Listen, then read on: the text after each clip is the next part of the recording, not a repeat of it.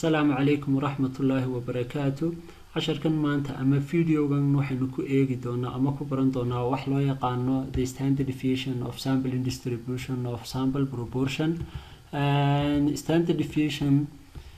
marka hore waxaynu eegi doonaa mean and standard deviation of sample distribution of sample proportion. So sample proportion iyo population proportion waxay yihiin baynu soo aragnay. So horta intaananu gelin by definition wuxuu yahay formuladiisa conceptka ah mean and standard deviation of sample distribution of sample proportion wuxuu similar la yahay conceptkii ah mean and standard deviation of sampling distribution of sample mean. haddii population aynu haysano population keena aynu ka doorano different samples marka sample kasta aynu calculate gareyno sample proportion keeda sample proportion kaas wuxuu kula mid noqonayaa population proportion ka sababtoo ah hal population ba waxaad ka dooran kartaa different samples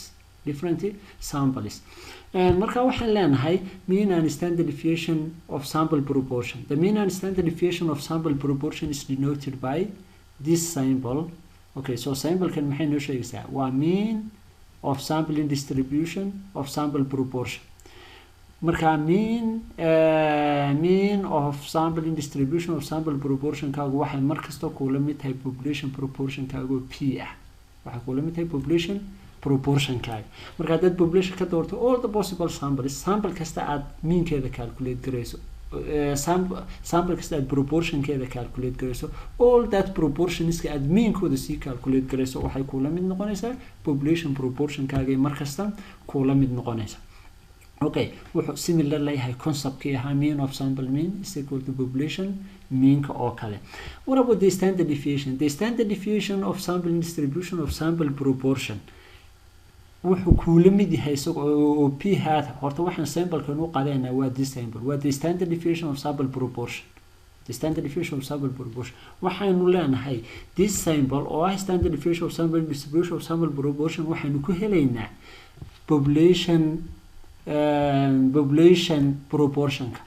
oo aynu ku dhufanay 1 minus population proportionka divided by the sample size kadibna aynu square root ka gelinay. So sample wayna taqaana in that case maxaad u baahan tahay waa population proportionka times 1 minus population proportion divided by square root divided by and then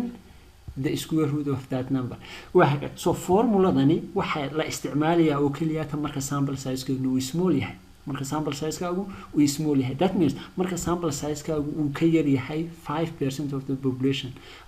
ama markaas population-kaaga iyo sample-kaaga aad isku qaybiso ay ka yaraadaan ama leekaadaan 0.05 markaasaa formuladan aynu isticmaalo. haddii rule-kan la waayo haddii oo marka sample-kii population isku qaybino ay ka badato 0.05 mean of sample mean keena the standard deviation of sample distribution of sample mean keena waxaynu ku helaynaa this formula oo aynu ku dhufanay finite population correction factor-ki. So marka rule-kan tijaabiso haddii labada markaad isku qaybiso ay ka yaraato ama leekaato 0.05 waxaad isticmaalaysaa formuladan waxaynu iska ignore gareynaynaa finite population correction factor-ka waxaad isticmaalaysaa this formula. Okay, haddii labadan marka aad isku qaybiso sample size-kaaga marka aad u qaybiso population-kaaga waxa bartaa kaaga soo baxa uu ka weynaado 0.05 haddii uu ka weynaado numberku doonaha noqde waxaanu ku dhufanaynaa finite population correction factor-ka aad ku dhufanaysaa. marka labada formula ba isticmaal doontaa rule-kana qaabkaas buu u tijaabinaysaa. haddaba almost all the cases ka population-ka inta badan cases-ka nu arki doono dhammaantood ama inta badanba sample size-kaagu aad buu uga yaryahay population-kaaga saa darteed waxaad isticmaali doontaa this formula kaliya aad isticmaali doontaa. Okay, formulada saa isticmaali doontaa mar hadduu population-kaagu yar yahay kuma dhufan doontid finite population correction factor-ka kuma dhufan doontid marka waxaad isticmaali doontaa oo kaliya this formula aad isticmaali doontaa halkaad kaga dhufan lahayd maxay finite population correction factor-ka. so here waxaynu eegaynaa intaynaanu geli calculation wax loo yaqaano central limit theorem for sample proportion. hore waxaan soo aragnay central limit theorem for sample distribution of sample mean waxaan nidhi population ka data sample ka dooranaysa laba qaab mid uu noqon doono distribution kiisu inuu normal noqdo iyo inaanu normal ahayn hadduu normal yahay formulooyin kala isticmaal haddaanu normal ahayn waxna ka faa'iideysanaa central limit theorem so central limit theorem ku wuxuu ina leeyahay for sampling distribution of sample proportion is approximately normal for sufficiently large sample sizes so in this case in the case of sample proportion, the sample size is considered to be sufficiently large if the sample mean times the population mean, the sample size times the population proportion, and n times 1 minus p, or sample size oo aynu ku dhufanay hal aynu ka jirnay population proportion ay labaduba ka weynaadaan 5 ay labaduba ka weynaadaan 5 that means hadii n times p is greater than or equal to 5 and n times 1 minus p is greater than or equal to 5 hadii these 2 points la helo waxaynu tixgelinaa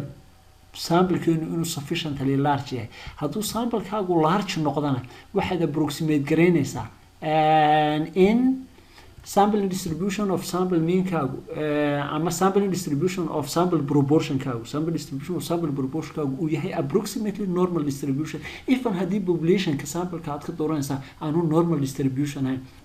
so markasta kana muhiima in la tijaabiyo markasta muhiima population ka sample ka dooranaysaa normal ma yahay haddaan normal ahayn okay population kan dooranaya large muxuu ahay sample size ugu filan ma haystaa sample size ugu hadda sample size ugu filan haysato population sample distribution of sample proportion ka wuxuu noqonayaa approximately normal distribution haddii approximately normal distribution noqdana mean and standard deviation of sample distribution of sample proportion ka wuxuu kula mid noqonayaa population proportion ka automatically the standard deviation of sampling distribution of sample proportion ka isna wuxuu kula mid noqonayaa population proportion ka waa the square root of population proportion times 1 minus p divided by n so intaas square root gelinaysa laakiin still concept kii waa inuu kani jiraa waa in population kaaga iyo sample kaaga markaad isku qaybiso uu ka yaraado ama la ekaado 0.05 waa inuu la ekaado 0.05 waa inuu la ekaado so in most of the cases here central limit theorem kan waa very important markasta central limit theorem ka tijaabin doonto waxaad tijaabin doontaa si sampling distribution of sample proportion uu approximately normal distribution u noqdo sample kan haysaa sufficiently large maya